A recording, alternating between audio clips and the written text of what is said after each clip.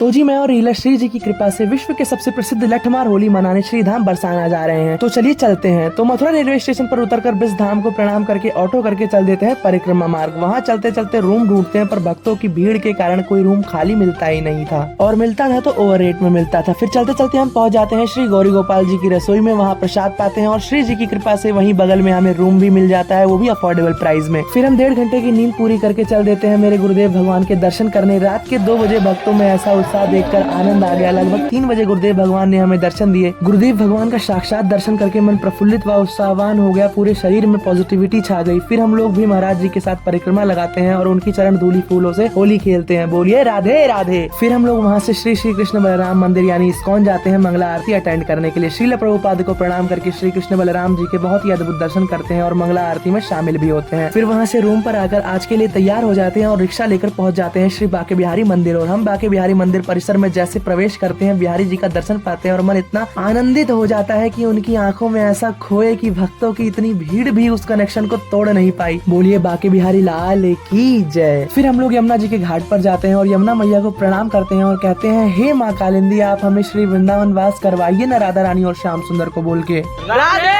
राधे। फिर यहाँ से हम लोग अपने इष्ट श्री राधा वल्लभ मंदिर जाते हैं और राधा वल्लभ जी के इतने प्यारे दर्शन करने के बाद उनके साथ होली खेलते हैं और फिर चल देते हैं श्री राधिका वल्लभ लाल के दर्शन करने, और वहाँ उनकी आरती में शामिल होने का सौभाग्य भी प्राप्त होता है। राधा वल्लभ श्री हरिवंश।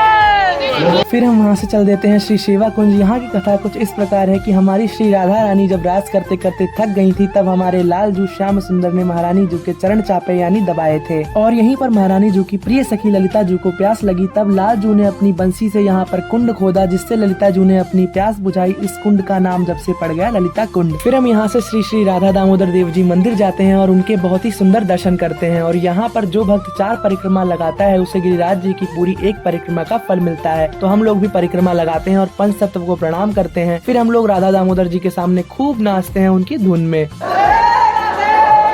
फिर हम लोग यहाँ से मीराबाई जी के मंदिर जाते हैं, जहाँ मीराबाई रहा करती थी। यहाँ पर मीराबाई 15 वर्षों तक रही और कृष्ण नाम का संकीर्तन प्रचार प्रसार किया। फिर यहाँ से चलते चलते हमें लस्सी पीने का मन हुआ, तो हमने लस्सी पी और चल दिए श्री राधा रमन मंदिर की ओर। राधा रमन जी के दर्शन करके मन को जो अनुभूति हुई उसको मैं बखान नहीं सकता। बस एक बात बोलूंगा, राधा रमन लाल की जय। फिर हम यहाँ से श्री राधा गोपीनाथ जी मंदिर जाते हैं। इस मंदिर का इतिहास कुछ इस प्रकार है कि इस मंदिर को 1632 ईस्वी में राजा सगन ने बनवाया था, पर इस मंदिर को औरंगजेब ने तोड़वा दिया था। इस मंदिर के प्रधान विग्रह श्री राधा गोपीनाथ जी हैं, जो कि यमुना जी के केसी घाट के धारा से तट कटकर प्राप्त हुए, जो परमानंद जी को प्राप्त हुए, और उन्होंने मधु पंडित जी को उनकी सेवा दे दी। यहाँ पर बहुत सुंदर दर्शन करने के बाद हम चल देते हैं बरसाना की ओर। जो हम यहाँ से बस स्टैंड से बस पकड़कर मायावती उतरकर वैन करके पहुँचते हैं श्रीधाम बरसाना। रंगोत्सव के कारण लगभग 5 से 6 किलोमीटर पहले ही उतार दिया। अब हमें वहाँ तक पैदल जाना था। लिया राधा रानी का नाम और चल दिए। फिर हमने गन्ने का जूस पिया और दोबारा चल दिए। फिर हम रंगोत्सव का आनंद उठाते हुए नाचते गाते चलते रहते हैं राधा रानी की ओर।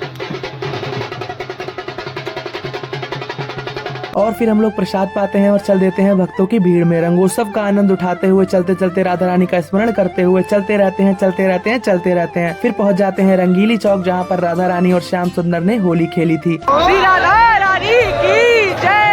पतली पतली गलियों से हम श्री जी के पास जा रहे हैं और होली का आनंद उठा रहे हैं। रीलर बेचारा इतना थक जाता है, ऊपर से एक डंडा भी पड़ जाता है बेचारे को। यहाँ पर लोग एक दूसरे के छत पर चढ़कर आने जाने वाले लोगों पर पानी रंग गुलाल फेंक रहे थे। यहाँ इतनी ज्यादा भीड़ इकट्ठी हो गई थी कि मैं और रीलर अलग हो गए, मतलब खो गए, और फोन भी नहीं लग रहा था एक दूसरे का। पर श्री जी का निज धाम है जी, ऐसे खो जाएंगे क्या? मिल गए दोनों अपने आप। बोलिए लाडली लाल की जय। रास्ता बंद होने के कारण हमें शुद्ध पहाड़ चढ़ना पड़ा, एकदम सीधा कि अगर एक बार गिरे तो ढमलिया जाओगे। पर राधा रानी का नाम लिया और चढ़ गए, पर बीच में ही थक के बैठ गए। फिर हिम्मत की और चल दिए, पर इतनी भक्तों की भीड़ में फंस के सांस ही नहीं आ रही थी, तो हम लोग बाहर निकल गए और थोड़ा वेट किया। इतना बुरा हाल हो गया था हमारा, ऐसा लग रहा था कि पिट के आए हैं कहीं से। फिर एक बार और हिम्मत करी और चल दिए और पहुंच गए महल में, और इतने प्यारे दर्शन दिए महारानी जू और लाल जू ने कि क्या बताएं। श्री लाडली लाल की जय।